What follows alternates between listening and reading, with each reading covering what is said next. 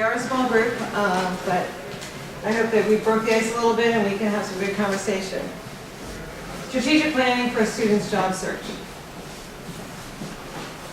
When we talk about overview of strategic planning, talk about 3 components of the strategic plan, and then talk about how you can use that back at your schools.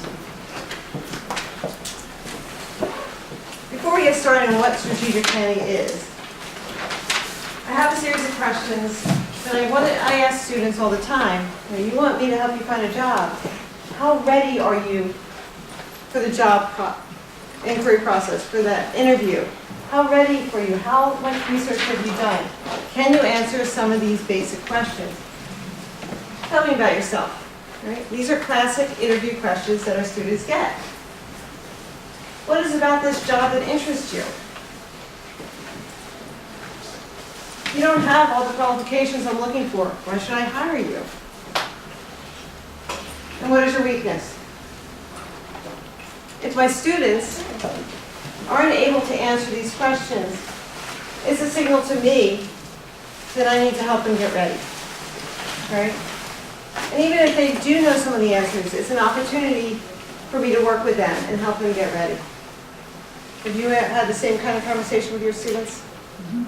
I see some heads nodding. So, what is strategic planning? Anyone? Mapping out how you're planning to achieve this goal or this job or... Exactly, it's a roadmap. It's strategically thinking about how you're going to get from point A to point B, including what resources you need, who you need to talk to, what your timeline is going to be. Probably every college and university has a strategic plan at this point. Some of us might have been involved in the strategic planning process. Where do we want to be in 3 to 5 years? What do we want to be known as, right? If you haven't read your institution's strategic plan, read it. It's really interesting, and it'll help you see where you fit in now and where you could fit in going down the road. How do businesses use this? I just kind of gave you an example, but how do some of the businesses use this? How we gain the competitive advantage. Competitive advantage. Who is our competition, and how are we going to differentiate ourselves? What makes us unique? How do you think students can use this? Yes? What makes them different than the 100 other applications on the desk? And also that, and also how prepared are they? Because if they do their homework and they practice, they're going to shine, especially if it's the right fit for them. The strategic planning process, and this is something that I actually teach at the University of Phoenix. Sometimes I have a difficult time saying the word strategic, so bear with me on that. It's a cycle. We have to figure out the environmental scan. What's going on out in the environment, outside? We'll talk about that in a minute. The SWOTT analysis. Has anyone heard of a SWOT analysis? Yes. Strengths, weaknesses, opportunities, threats, and trends.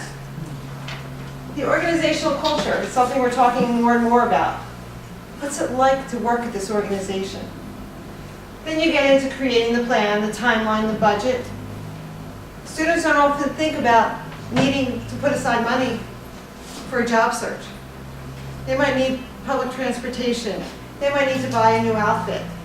So thinking about some of these things as part of a strategic plan can help them be more prepared. Implementing the plan, monitoring it, making adjustments as we go along, starting all over again. Make sense? Any questions? So we're going to focus on the first 3. An environmental scan. What comes to mind when you hear the phrase environmental scan? Surroundings, your surroundings. Your surroundings, scanning your surroundings. Official definitions include involving the review of the external environment. What's out there? To determine if there are changes taking place or that could take place. And how will that positively or negatively impact the organization? When we're looking for a job, we want to know what's out there. What kind of jobs are there that I'm qualified for, that are of interest to me?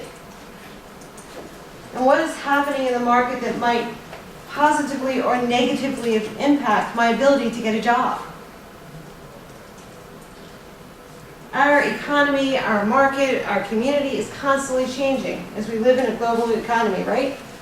So we need to be aware of those things. We need to be proactive.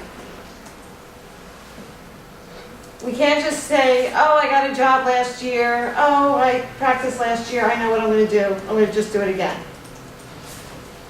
It'll be out there waiting for me. No, I have to proactively know what's going on right now. And I need to continually monitor the situation.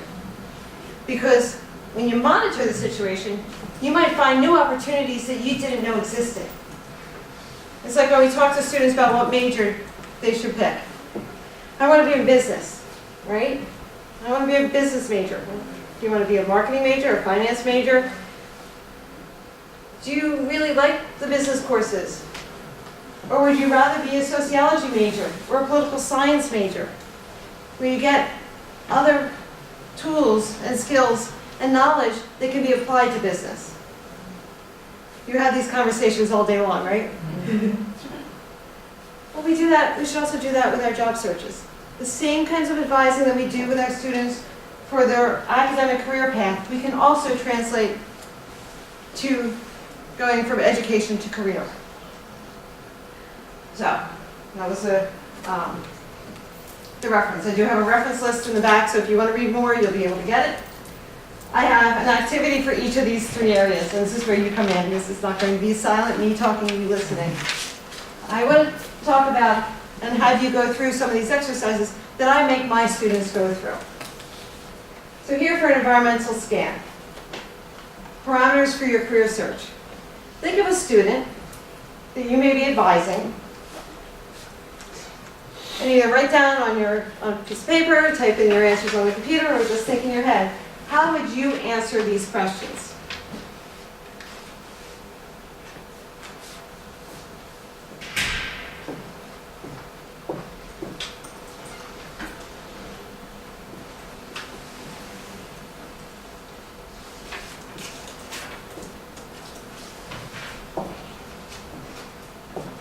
You have some answers written down?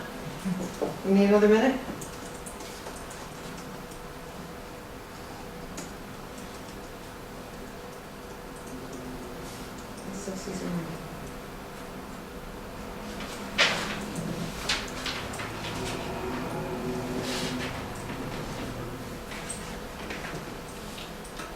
Okay, who can answer what they wrote down and what type of job do you want to do? And in what kind of industry or field? What did you write down? Well, I have the students, I teach a career development class, so we do assessments like self-directed search. We have SIGI at the school. We do a couple other assessments and kind of give them an indication of what jobs they might want to, check into based on the results of the assessment. Right. So that's what I start with. Okay. Also, I use the occupational handbook all the time to show them where they can look up careers, what kind of degrees they need, what they could be making. So I use multiple sources. Right. But if a student walks into your office and says, help me find a job, what's your answer? How would you answer that first question? Oh, if I were doing it personally? If you were doing it personally, or if you were one of your students? I would say my students would probably say something like the helping industry or like health. Okay. I would say like social services or human services, like industry. Okay. So do you think your students know what some of those jobs are? If the resource of what's out there, but they might not always know what the title is. But saying, I want to be in this social services or the helping industry, it gives us a clue, right? And if they say something like, I want to be in the helping industry, and you know the student, it's a good direction for them to go in. We need to take it one step further, right? But that's external environment, right? What type of organization? Someone else. What kind of organization would you want to work in? If you were one of your students, what would they say? Well, higher ed, right? Is that what you? No, well, you're in higher ed right now, but a student, Oh, my student. if you're pretending to be one of your students right now, and they said, help me find a job. Well, what kind of organization do you want to be in? Hospital. A hospital. Okay. Another student might say, hospitals are too big for me. And a clinic, exactly. These are all pieces of an environmental scan. Geographically, where do you want to work? Why is that important? To get there. To get there, what do you need, go one step further. Well, within your town, within your county, within, so is it along the bus line where you know? Exactly. We have to think about that. Are you looking for jobs where you can get there by public transportation, on the bus line, by the train? Are you willing to go into New York City or Philadelphia? Some people might say, yes, I want the big city. And other people will say, oh no, that's not for me. This is all part of an environmental scan. Why is salary range up here? It's a personal question, right? So why is salary range up here? Realistic. Realistic? What do you think salary range should be on there? I mean, so they kind of, I mean, if they have a certain salary goal in mind, you want to make sure that they're lined up to the career that, you know, meets that goal. Salary goal, what do I need to live on? What's my goal? But also, it factors into geography. I want to make the salary that I would make in New York City, but I don't want to be in New York City. Cost of living. Things to think about and discuss with your students. And if a student comes to me and says, help me find a job, and I ask them these questions and they don't know the answers yet, I show them the tools, like what you do. I say, let's do some research. Let me show you how to do some of the research. Then when you have an idea, when you've done your environmental scan, let's have the next conversation. Any questions? So, what are the potential benefits of students doing this exercise? Reality check. Reality check. That's a tough one, isn't it, for them sometimes? Well, do they have to do an inventory of the reality check, and they have to do an inventory about what they have, what they have to offer, and to be mindful of where they're going, where they want to go, where they want to be. Right, exactly. Where they want to go, what do they want to be? What opportunities are out there as a result? Potential challenges. It's like reality check is also a challenge, right? I Yes. think language, because with the environmental scan, they can Google search it, just see what's available, and if they don't know the right words to search, then they're not coming across things that really align with what they want. Right. They might not have the language yet and the vocabulary yet to do that. So how can you guide them through this process and help them see the benefits and minimize the challenges?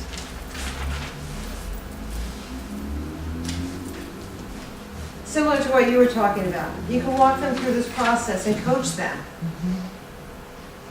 And the more they practice, the more natural it will come, and so they will be able to ultimately do the environmental scan without it being such a formal process.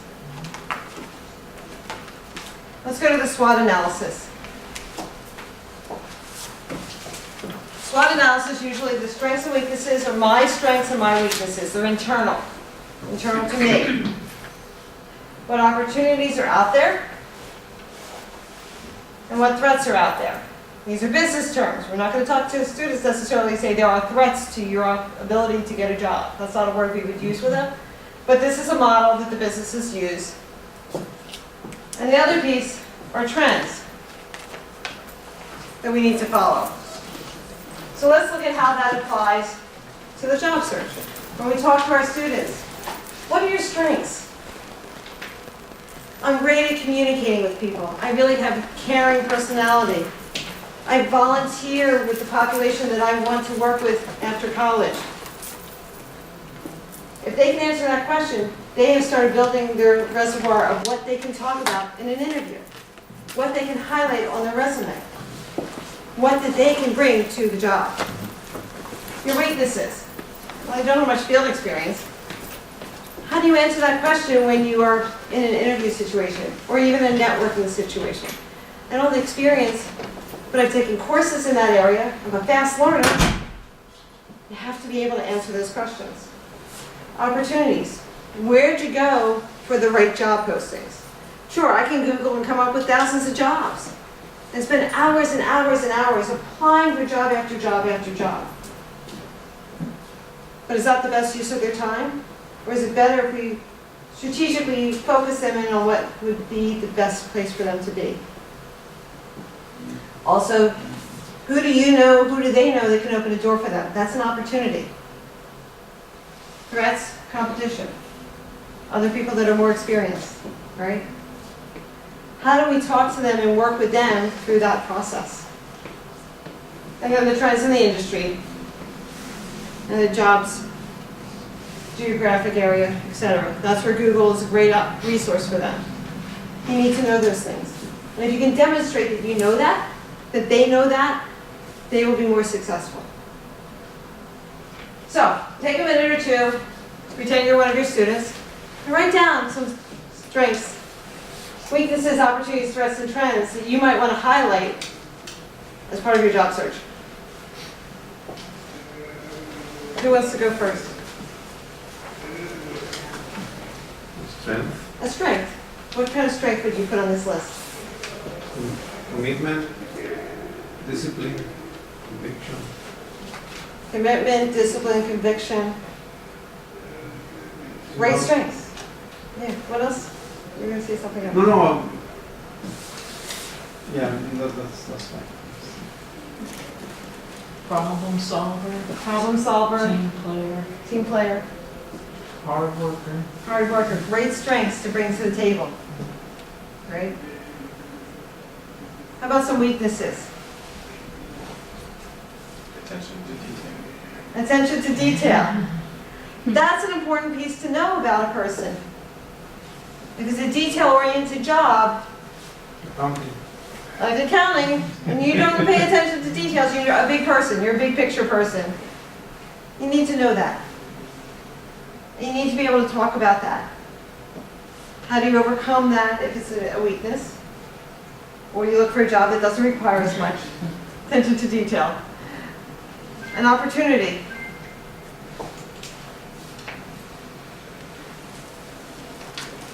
Advancement in the company. Opportunity for personal advancement in the company. I love that.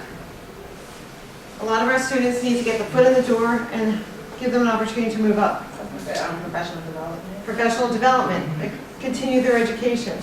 Does the organization provide funding for professional development or for education? Do they provide tuition assistance? A threat? Grants, temporary assignments. In what way? If they're applying for a job, say that it's a grant. A grant, so it You might know, there's run an out. end date for that. Right, so a finite period of time. Will they always be looking for a job if they're only working on grant funding? I was gonna say, unpaid internship, if they have to start there, that wouldn't help them. It would help them get, but it wouldn't help them monetarily, they might not be able to take that opportunity. It's True. unpaid. So it could be a threat. Mm-hmm. It could also be a trend. Okay. That a lot of people in this industry, in this type of job, started in an internship. Or even, say like a year of service. Like A year of service. Air Corps or, whatever, Peace Corps. Right. So what are the trends of how are people getting into those jobs? It's like looking at what kind of degrees do you need or what kind of credentials do you need. Those are trends and they evolve over time. I was thinking about the weaknesses and threats. Mm-hmm. I was thinking about a weakness could be a threat or a threat could be a weakness? No? Well, Individual? no, because weakness is more internal Individual, yeah. and threat is external, your environmental. So we try to keep strengths and weaknesses to internal, opportunities and threats external. And trends encompass the whole market. And again, this is a traditional business strategy that we're adapting to our students and to ourselves. I teach strategic planning to students, and then I also use that to teach them how to be more proactive and more thoughtful about their job searches. So again, the same types of questions as with the last activity. What are the potential benefits of a student doing a SWOT analysis? What do you think? They might be asking themselves more questions and then without doing that, so really kind of understanding what the job entails. Yes, asking more questions and making some more decisions, making choices. 1, 2. Awareness, because, you know, personal awareness is key to finding out what career is best for you. Personal awareness, perfect. Well, I mean, we use it for, like I use it for my staff too, as like a department, what we're, you know, I use the same, so, you know, it's good for illustrating areas that you're not as well informed in and identifying possible areas for improvement. There's, some students have a overinflated sense of how much they know, and by highlighting how little they have, you know, what they think are strengths and what they think are weaknesses, it helps to illuminate what their, you know, potential pitfalls in their thought process are. Similarly, you know, in a department or an industry, you can see if you're filled with strengths and you have no weaknesses, then either you're not well informed or you pick something that truly aligns with you because all you can enumerate are the strengths and there's really nothing perceived as a downside for you. Right. Conversely, after doing it, some degrees that you might think are great or careers, when the weaknesses far outweigh the strengths, you start to sense that maybe this is not what I should be pursuing. So. Exactly. And between asking questions and becoming more aware, it also can be done in a less threatening way. Instead of, you know, kind of feeling like you're being attacked, what are you good at or what are you bad at? Like, well, talk to me about your strengths, your weaknesses. For the department, for the university, for yourself. Kind of takes a little bit of the emotion out of it and gives you that opportunity for self-awareness and to focus in on what it is you do well and what areas could you maybe get some more education on or go for some training or talk to people who have those skills and find out what you can do, what you can read. Potential challenges.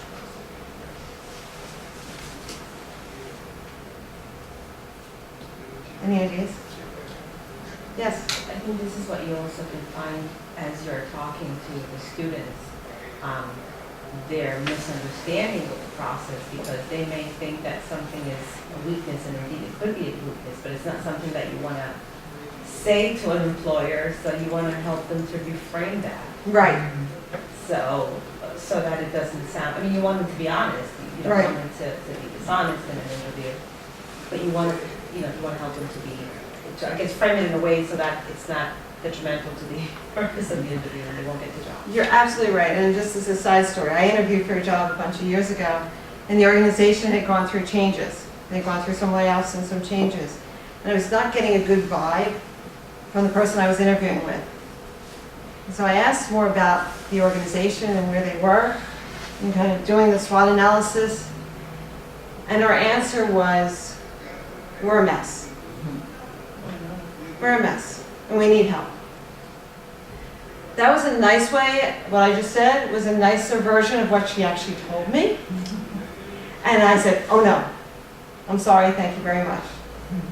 But I don't want to come in here and clean up a mess. And if I was in her shoes, I would never have said, we're a mess. Because it's a turnoff, right? But you can spin it and make it into But on the a other positive. hand, for you represent the challenges to be an asset to that organization when they were looking for something like that.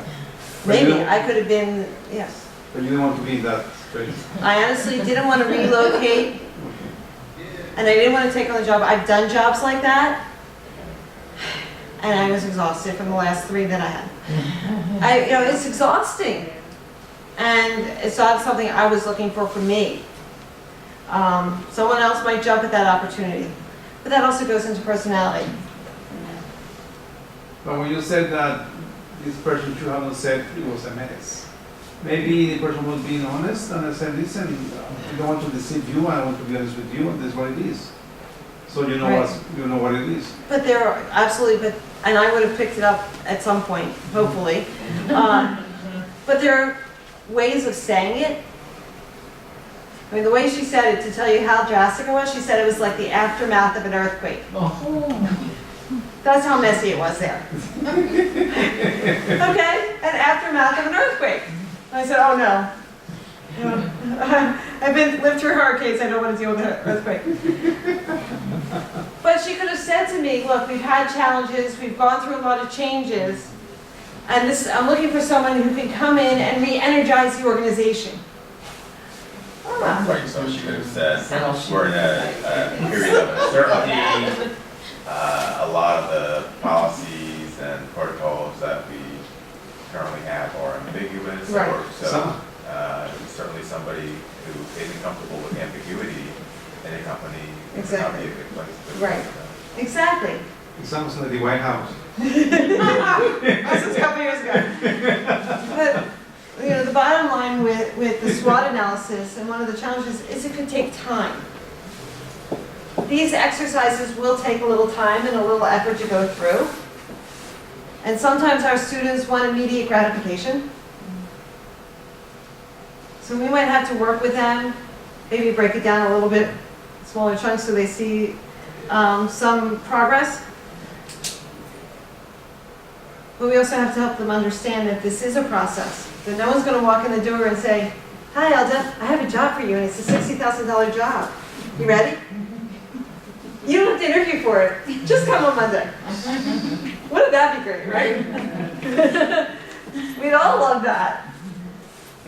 But that's not what happens, the reality of the process. Are there any thoughts on how you can guide your students through this process?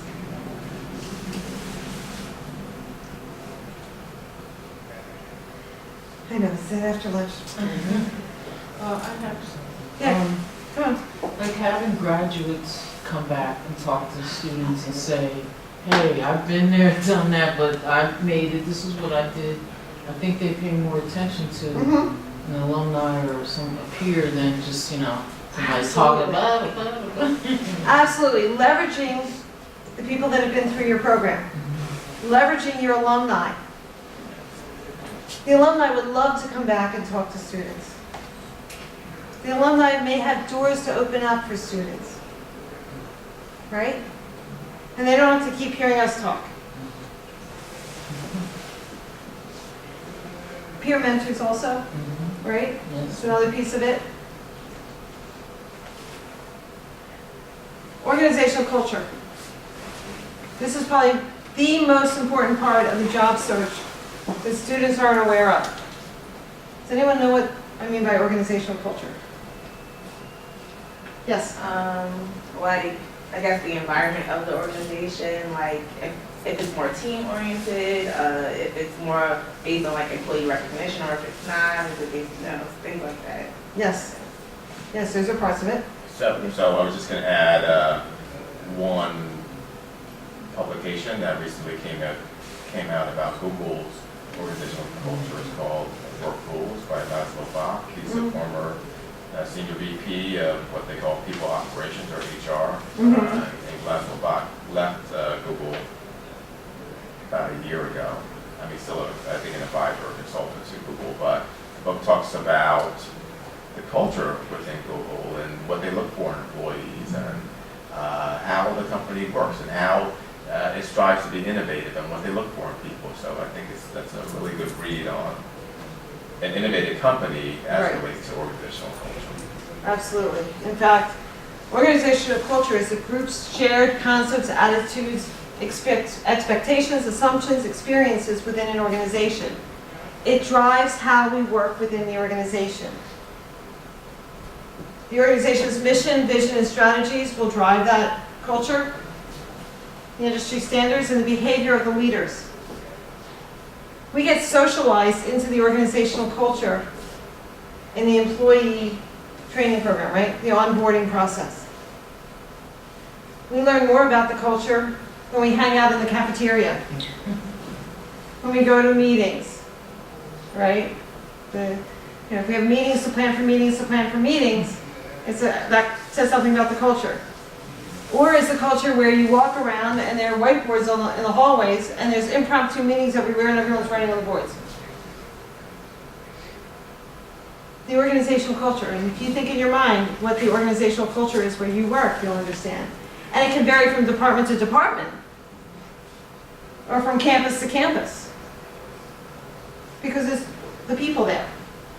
If I could just share a quick observation, at the Department of Education's small team of folks in our office last year, myself being one of them, had the opportunity to go to Amazon in Robbinsville and tour their facility, the 1 million square foot facility. And one of the great things that we saw is that they have these boards throughout the warehouse where folks have the ability to write down recommendations and express themselves, essentially. So recognizing that this is an organization whereby they recognize and appreciate feedback and input from all employees Right. at the company. So. It makes a difference. For some people, they like that. For other people, they don't want to speak up.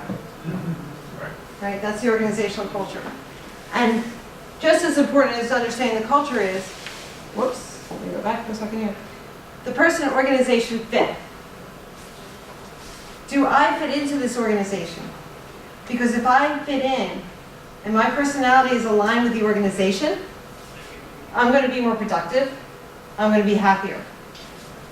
If there is a disconnect between the two, I'm going to be more stressed. I'm going to be more rebellious. I'm going to struggle. And we've all worked for an organization at one point in our lives that didn't match our personalities. I have a question. Sure. Like, just for students, like what questions would they be able to ask in order to find these things? Because a lot of times you don't see that during the interview process. Like, so how do you determine if that culture meets your... I love that you asked that question because we're going to do that as an activity. That's all right. But just to give you an example of what kind of questions to ask and know yourself. I had a student named Akira who worked in the health services industry. And she was a real advocate for her clients. She liked to have a seat at the table and be part of the plan to help her clients. And when I taught organizational behavior at the last end of class, we do this exercise that we're about to do. And she found a job posting that she said, this is me. This is the job that I want. And I looked at the next paragraph about the organization, and I said, read that paragraph about the organization in the job posting. And she read it, and after spending the semester looking at organizational behavior issues and organizational culture, she realized that it was a top-down approach to management. It was the job she wanted, but it was not going to be the culture that she wanted. So instead of applying for that job, she found a similar job where they said, we want input from everyone. You know what's best for your client. We want to hear from you. She applied for that job and got it, and is very successful. So with that in mind, with your question, we're going to look at 2 job postings that I pulled out offline this past week. And I pulled out pieces of the job posting because some of them get really long. That also tells you something about the organization. The job posting is 4 or 5 pages when you print it out. Detail-oriented, right? And we're going to talk about what the job postings say about the organizational culture and compare the two. The first one is Enterprise Rent-A-Car. Anyone heard of the management training program at Enterprise Rent-A-Car? I was 4th grade. You did? Yeah, Okay. I graduated college, yep. What was it about that job that drew you there? And about the organization? Well, I just needed a job right out of college. What drew me, like, what made me leave? Now that's a whole different. But yeah, no. What made me apply was the emphasis on, I guess, working as like a team. A lot of times they had a lot of like meetings where you had to work with your team and get to know people, and I did like that aspect of it. So. Okay, so then this job posting is familiar to you, right? From this job posting, what does it tell you about the organization? No educational requirements. No educational requirements. Because they're going to train you, right? Management training program. Opportunities for advancement. Opportunities for advancement. Nearly 100% of all our managers and corporate executives started out as management trainees. Wow.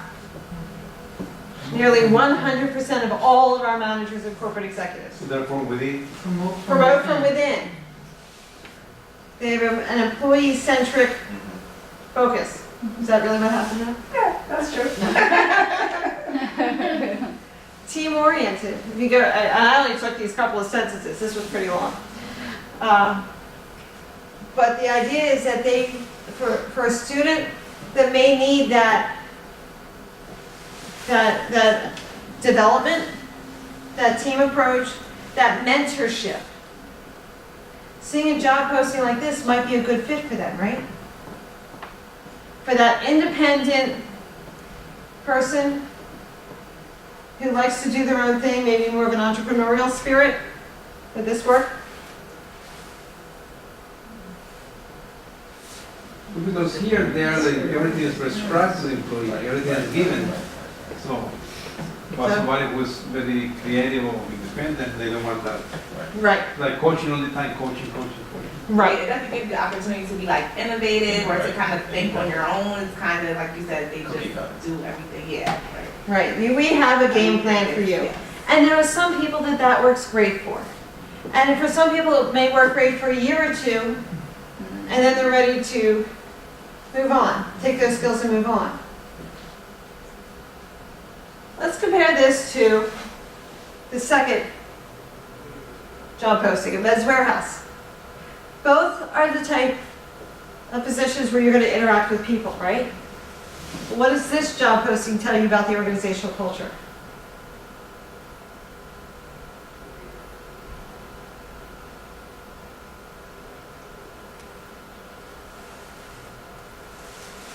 It's like being- The golden rule. Treat others as you want to be treated. Oh no, sorry, treat others as they want to be treated. The platinum rule is treat others the way you want to be treated.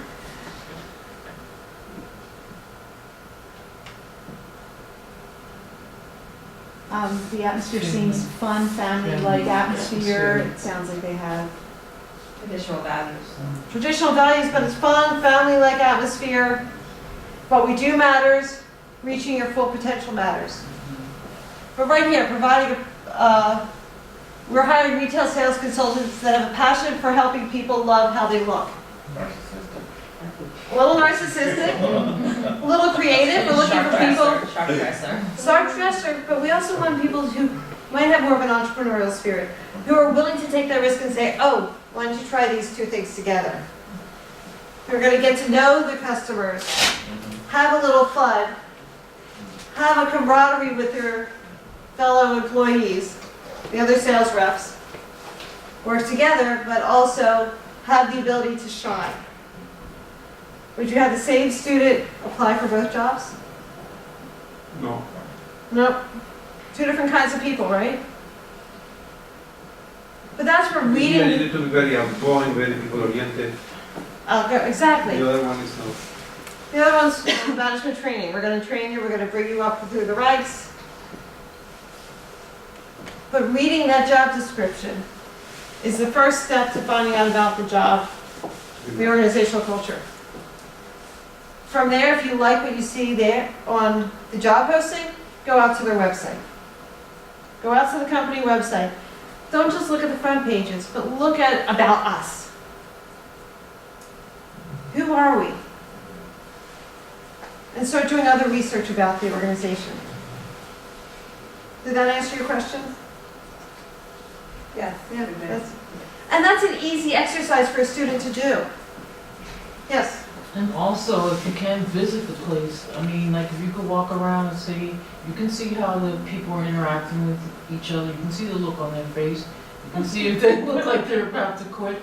Right. I mean, you know, you could ask somebody, hey, do you like working here? I mean, you know, if you can, you can't always do that, but you can tell a lot by just kind of hanging Right. out a little bit, walking around, checking it Absolutely. out. I think too, also, for many large corporations, understanding their core values, whether it's a company like REI, whereby they respect the environment and have initiatives that really promote social responsibility. Right. And understanding that, and that's something that fits your personality and your core values as well. Absolutely. It's really important to understand and make that person-organization fit. If nothing else, if we can get our students to start strategically looking at that, they'll be working more effectively and efficiently to get the right job for them than feeling like they're spinning their wheels and saying, I've applied for 30 jobs today, another 30 jobs tomorrow, and I've been doing it for weeks, and I've gotten no callbacks. That's the most frustrating feeling. Okay, well, if you keep applying for jobs and no one's calling you, what can we do differently? Let's look at what you're applying for and see if it's the right fit for you. Let's do the environmental scan. Let's look at your strengths, your weaknesses, and see if we can make a match. Let's start using some of these tools.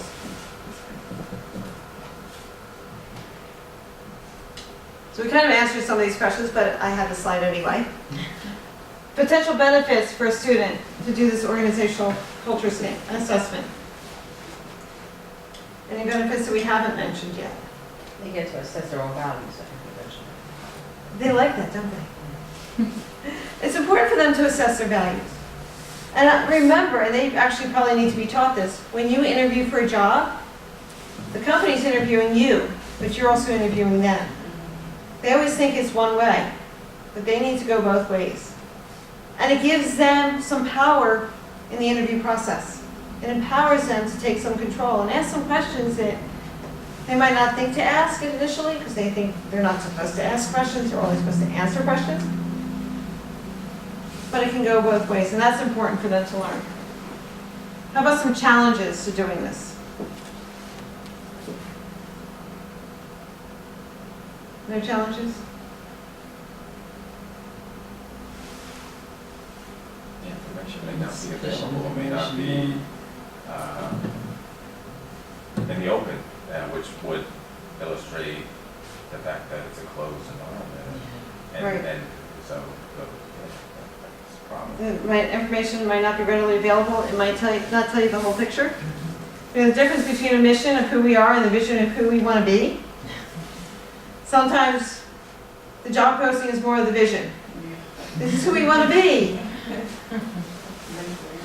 So we need to be aware of that. There's information out there. We can read reviews. We can look at blogs. We can look at people's review of products that are being sold or how the company treats us, treats their employees.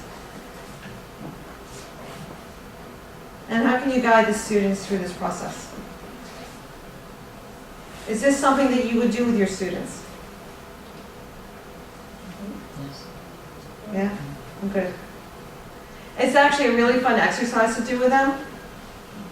Sometimes I'll find a bunch of job postings for my students based on knowing them over the course of the semester.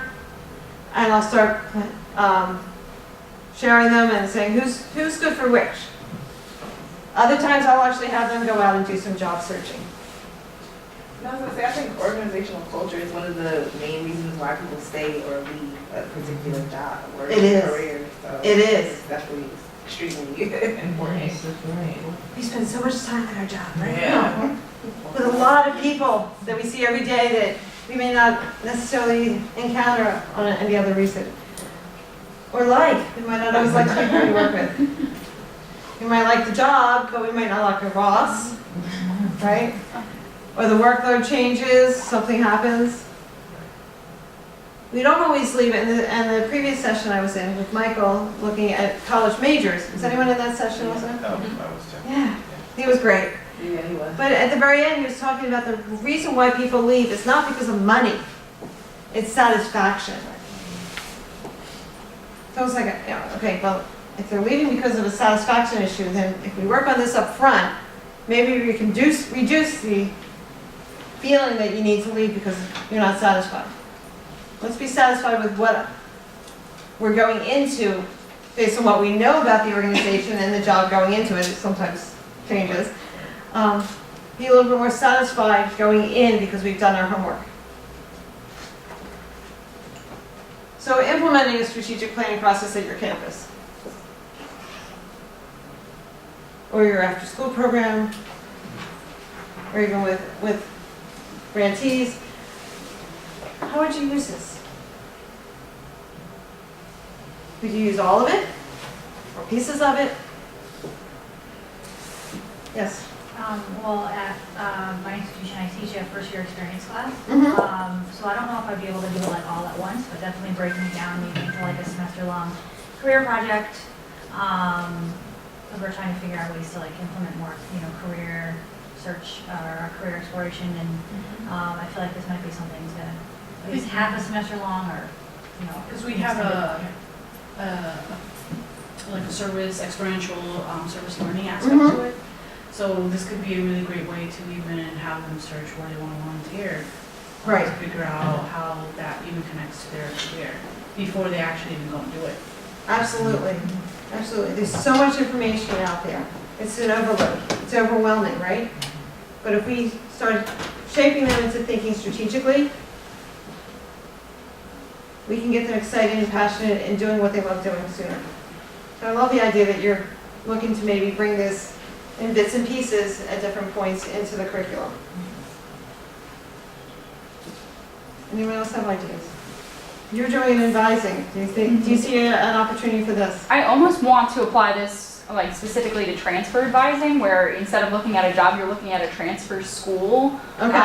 And looking at it as when you're talking about organizational culture, schools can vary so much. If you're looking at a public, a private, if you like the city, there's so many different aspects to it that they don't think about as much. They're just like, it has my major, that's where I'm gonna go. And you're like, well, we need to talk about that more, because you might get there and find that that's not the right fit for you. Right. And that applies to jobs as well, so. Absolutely. Absolutely. That's one of the things I like about the strategic planning process, that we can borrow it from the business world and apply it to everyday life.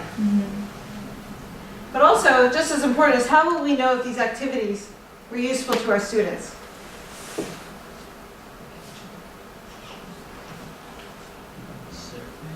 Survey. To find it, we nowadays with curriculum development, we also want to know the assessment piece at the end, right? We plan that assessment, build that in, so we know at the end that were we successful. So how do you think at the end of your freshman seminar that these activities might have been successful? Well, we have two assessments at the end. We have one that's overall the class, and then the actual part, because it was just piloted. So we wanted to know the aspect of the experiential and service learning aspect. They liked it, what benefits they gained from it, how was this useful, what would they recommend. And I think at least my class provided me with a lot of feedback on what they liked, didn't like, how it was helpful and how it was not. Good. Yeah, I was just gonna say, like, we encourage reflection too. So Okay. just reading their reflection pieces, like, how do you, like, asking the students, how do you think this benefited you? Do you feel more prepared, entering the real world upon graduation? Just kind of letting them reflect. And we have like one-on-one meetings with them too, so that's kind of nice. Okay. Yeah, good. So it's, the formative and the summative assessment pieces that go with it. Even with the work with the transfer students, how do you see that this being useful for them? How will you know if this was good? Your transfer numbers go up? Is that success or? Having them, I guess so, and having them actually make a decision on where they're going, because I think that's one of the hardest things, is then coming down to like which one is it that they're actually going to go to. Right. So leaving a meeting and feeling like, okay, well, I have a better understanding of which schools are going to align best for me. And so if they're transferring to the right places, if they're selecting the right majors for the right reasons, if they're finding jobs and coming back and saying it worked, that's what we want, right? There are ways, but we need to keep that in mind, because otherwise we can go back to that strategic planning process, go through the cycle again ourselves and see what worked, what do I need to tweak to make it better next time. So I do have my references, but I also wanted to point out, the University of Phoenix has a tool called the Phoenix Career Guidance System on its website, that is open to the public, that is available, that has a lot of information by geographic region, by job, that gives salary ranges and requirements, what kind of position requirements, what kind of degrees, whether it's no degree to graduate degrees. And it's a tool that's available, and it's broken down by, are you new to the field, are you looking to transfer to another career? And so if you want, we probably have time, if you want, I could show it to you, otherwise you're welcome to look at it on your own. That's what I had to cover. I appreciate you being part of this conversation about strategic planning. It's something I enjoy doing with my students, and I hope you find some value to it. Thank you. Thank you.